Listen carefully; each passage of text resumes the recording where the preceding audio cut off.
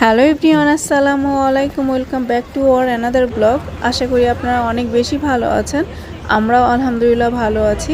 আমি আজকে আপনাদের সাথে শেয়ার করতে যাচ্ছি প্যারিসের আর একটা ব্লগ। তো আপনারা সবাই জানেন আমরা প্যারিসে ঘুরতে গিয়েছিলাম আব্বুকে নিয়ে। আইফেল টাওয়ার ঘুরে দেখার পরে আমাদের কাছে এনাফ টাইম ছিল। আর সবচাইতে বড় কথা, প্যারিসের খুবই ফেমাস একটা রিভার যার নাম হচ্ছে সেন। এই সেন নদীতে বোটে না চড়লে আমাদের প্যারিস ট্যুর একেবারেই ইনকমপ্লিট রয়ে যাবে। এর আগেও আমরা দুবার এই বোটের ট্রিপটা করেছি, অসম্ভব সুন্দর। এই বোটে বসে আপনারা প্যারিসের দর্শনীয় স্থানগুলো দেখতে পাবেন। তো অ্যাজ ইউজুয়াল আমরা এখন চলে গেলাম টিকিট কেনার জন্য। তো আপনারা দেখতেই পাচ্ছেন এখানে যথেষ্ট রাশ আছে। তো আপনাদের ভাইয়া চলে গেছে, ভাইয়ার সাথে তো অবশ্যই আমার কন্যাও আছে, আমার না আমাদের কন্যা। তো সে লাইনে দাঁড়িয়েছে আর আব্বু তো পিছনে পিছনে আছেনই। আনুমানিক 3 ঘন্টা ধরে আমরা পায়ে হেঁটে এখান থেকে ওখানে যাচ্ছি। তো হঠাৎ করে আব্বুর এত হাঁটা পড়েছে, এই জন্য সম্ভবত ওনার পায়ে ব্যথা করছে। Boat tour. এটা কি এটা নদী? হ্যাঁ, এটা সেন্ট টেমস না কি যেন। তো এখান থেকে আমরা টিকিট কিনবো। তো টিকিটের দাম হচ্ছে পার পারসন 20 ইউরো করে। তার মানে হচ্ছে আমরা 80 ইউরো পে করলাম। আর এটা ট্যুরের টাইমটা সম্ভবত 1 ঘন্টা, আমার যতদূর মনে আছে। সো দেখা যাক। এই জায়গাটা এত বেশি সুন্দর যে আপনি সারাদিনই এখানে কাটিয়ে দিতে পারেন। এক পাশে আইফেল টাওয়ার আর অন্য পাশে হচ্ছে আপনার এই নদী। তো বোটের ট্রিপটাও এখানে লাগিয়ে নিতে পারেন। আপনি যান, আমি হারাবার না, টেনশন নেই। ছেলেমেয়েরা যত বড়ই হোক না কেন, বাবা মায়ের কাছে সবসময় ছোটই থাকেন, সেটার প্রমাণ দিচ্ছেন আমার আব্বু প্রতি পদে পদেই। একটু চোখের আড়াল হলেই উনি খুঁজছেন আমি কোথায়, সারা কোথায়। তো ভীষণ ভাল লাগছে, এটা এনজয়ও করছি। আব্বু এখানে ভীষণ অবাক হয়েছিলেন, এত মানুষ তারপরেও কেউ ধাক্কাধাক্কি করে আগে যাওয়ার চেষ্টা করছে না, সবাই সিরিয়াল অনুযায়ী লাইনে দাঁড়িয়ে পড়েছেন। মনিউমেন্টস দেখতে পারে যে সাইডে না এখানে কতটুকু রান, কত মাইল, এটা জানি না। আপনি এমন এমন প্রশ্ন করেন যে এটা কারো এটা তোমার কিউরিসিটি। জি জি জি যা দিয়ে বুঝাই আমি গেস করছি 1 ঘন্টা ড্রাইভ। এই বোট ট্যুরে আমাদের সাথে একজন ট্যুরিস্ট গাইড আছেন, উনি আমাদেরকে সব ইনফরমেশন দিবেন, সব কিছু সম্পর্কে জানাবেন, হিস্টোরিক্যাল যে প্লেসগুলি এখানে আছে সেটা সম্পর্কে আমাদেরকে জানাবেন। তো আপনারা অবশ্যই সাথে থাকেন, পুরো ভিডিও দেখবেন। আশা করছি আজকের ভিডিওটা আপনাদের অনেক ভালো লাগবে। Messieurs, dames, bonjour, bonjour à tous, hello, hello, bonjour, bonjour, hello. Soyez les bienvenus, bienvenue à Paris et bienvenue, bonjour. Bienvenue.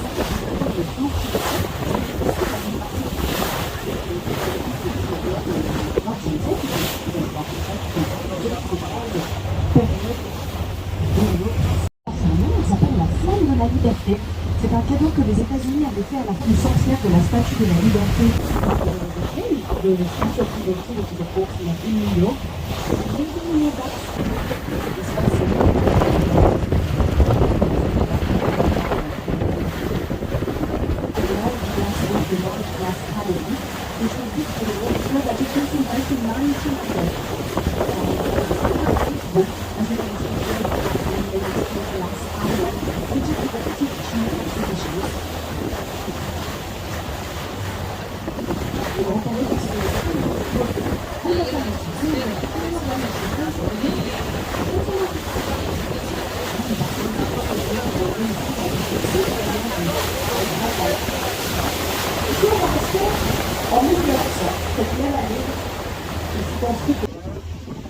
C'est pour Alexandre III.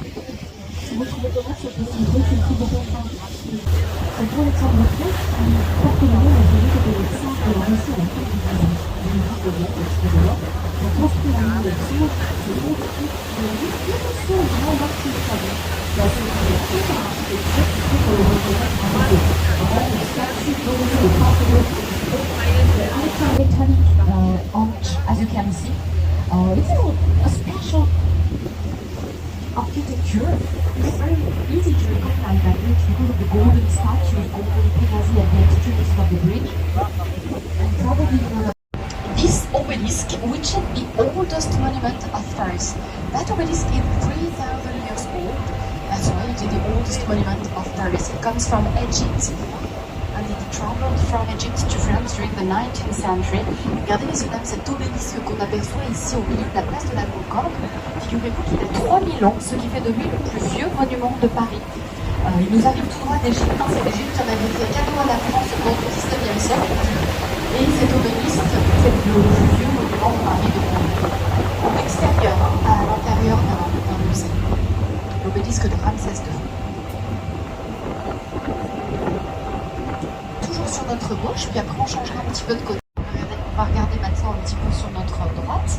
So now maybe you can have a look on the right part, on our right.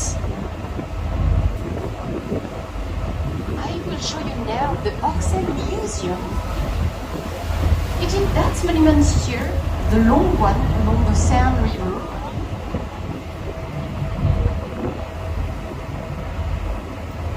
The Orsay Museum, it is here the Impressionist Museum of Paris, where you can find all the great names of paintings from the end of the 19th century to the beginning of the 20th century. So you can see here the paintings from Monet, Manet, Millet, Renoir, Degas, Van Gogh, Toulouse-Lautrec, and so on and so on. And it is hosted in that monument, which is a little bit special because it was initially a train station. That's why you can see these two large clocks on the main facade. Le musée d'Orsay, qui est le musée des impressionnistes, où vous allez retrouver tous les grands noms de la peinture impressionniste. Donc les peintres impressionnistes, ce sont ces peintres de la fin du 19e jusqu'au tout début du 20e. Monet, Manet, Renoir, Degas, Van Gogh, Toulouse-Lautrec, Caillebotte, Baladon, Trio. Un petit peu de sculpture aussi, avec Rodin. Et toutes ces œuvres reprennent vie ici dans ce beau musée d'Orsay, qui fut initialement, bien avant d'être un musée, une gare qui a été construite pour l'Expo universelle de 1900. Ce qui explique, vous avez vu la présence de ces deux grandes horloges sur la façade principale. Vous le connaissez, ce musée d'Orsay? Se trouve ici de l'autre côté, sur notre gauche. It is here on the left side, the Louvre Museum, which is of course the most famous one. Which is devoted to Italian painters. On est en train de longer ici la plus longue galerie, la plus longue aile du Louvre, qui est notamment dédiée aux peintres italiens. Le Louvre qui ici, côté Seine, mesure presque, on n'y est pas tout à fait, mais presque 500 mètres de long. Ça nous donne une idée des dimensions du Louvre. Le Louvre dont je vous raconte toute l'histoire dans quelques instants, tout à l'heure, sur le chemin du retour, je vous raconterai l'histoire du Louvre.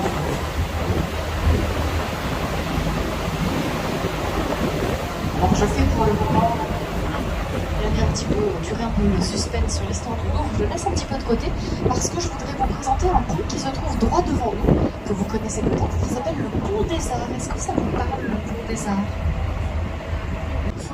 Ils ont tous été enlevés par la mairie de Paris parce que leur poids, imaginez des tonnes et des tonnes d'acier, leur poids représentait un vrai danger. Je pensais à Notre-Dame quand je pensais au monument le plus emblématique de cette époque du Moyen-Âge à Paris. On a d'autres, des monuments du Moyen-Âge à Paris, mais c'est vrai que Notre-Dame, c'est quand même un sacré bel exemple. Notre-Dame qui fut construite entre le milieu du XIIe siècle et le milieu du XIVe siècle,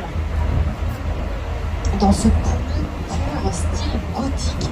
On en aperçoit ici effectivement cette très belle façade principale, la façade ouest et la façade d'entrée principale, avec cette grande rose centrale surmontée de ces deux tours. Notre Dame Cathedral was built during the Middle Ages, from the middle of the 12th century to the middle of the 14th century. In this very typical Gothic style, you can see here the main facade, which is the main entrance, the west facade, with that central rose window surmounted by the two bell towers. And maybe you can see some gargoyles. You know the gargoyles of Notre Dame Cathedral? At the corners of the two bell towers, it is very typical from the Gothic style of Notre Dame. On aperçoit quelques gargouilles aussi, tout à fait typiques du style gothique de Notre-Dame. Les gargouilles, on en voit sur d'autres monuments, mais c'est vrai qu'ici à Notre-Dame, ces gargouilles sont particulièrement spectaculaires.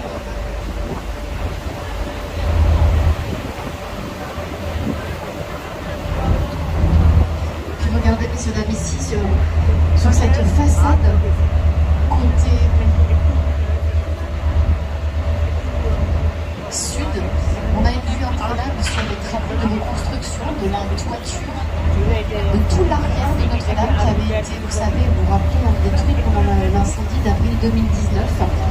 And of course from here, from Bravo, le bâtiment de l'île Saint-Louis, que nous longeons à présent, cette île Saint-Louis, qui est un petit peu plus petite que l'île de la Cité, et qui a une histoire très différente puisque ce n'est qu'à partir du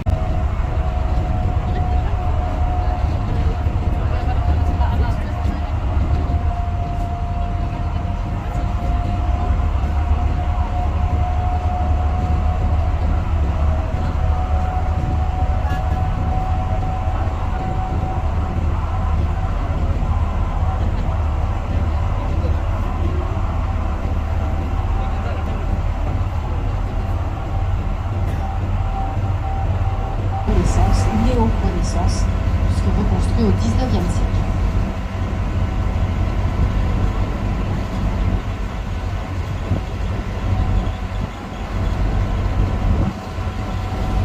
Je sais pourquoi vous êtes tous très calmes. C'est le soleil qui est de retour, la chaleur un petit peu aujourd'hui. Let's continue with that monument here on your left, which is called la Conciergerie. Je vais vous parler national de la Conciergerie, qui se trouve donc ici, retour sur l'île de la Cité, sur notre gauche, sur votre gauche, l'île de la Cité où a été construit ce palais de la Cité, qui fut le tout premier palais royal pour le roi de France qui vivait ici au Moyen-Âge. On en aperçoit une partie ici avec cette conciergerie, l'espace conciergerie est devenu à la...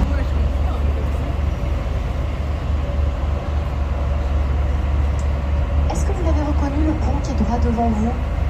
Dans le prolongement gauche du pont Alexandre III, vous allez y apercevoir ce grand dôme tout doré, enfin le sommet d'un grand dôme tout doré, qui est celui des Invalides.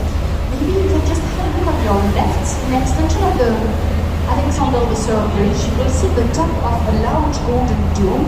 It is here the Invalides. It is that dome here. The Invalides, it is nowadays a museum.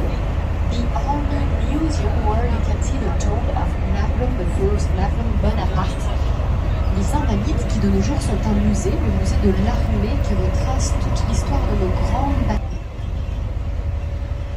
Vous pouvez d'ailleurs, qui sont destinés à accueillir les visiteurs des Jeux Olympiques l'année prochaine. Voilà pourquoi il y a pas mal de monuments et de travaux. Pas mal de monuments en travaux, en rénovation, et pas mal de travaux sur les bords de Seine. Et nous allons approcher du pont de l'Alma qui se trouve droit devant nous. Pas trop, peut-être que vous êtes de l'Alma. Le journal télévisé français, ouais, exactement.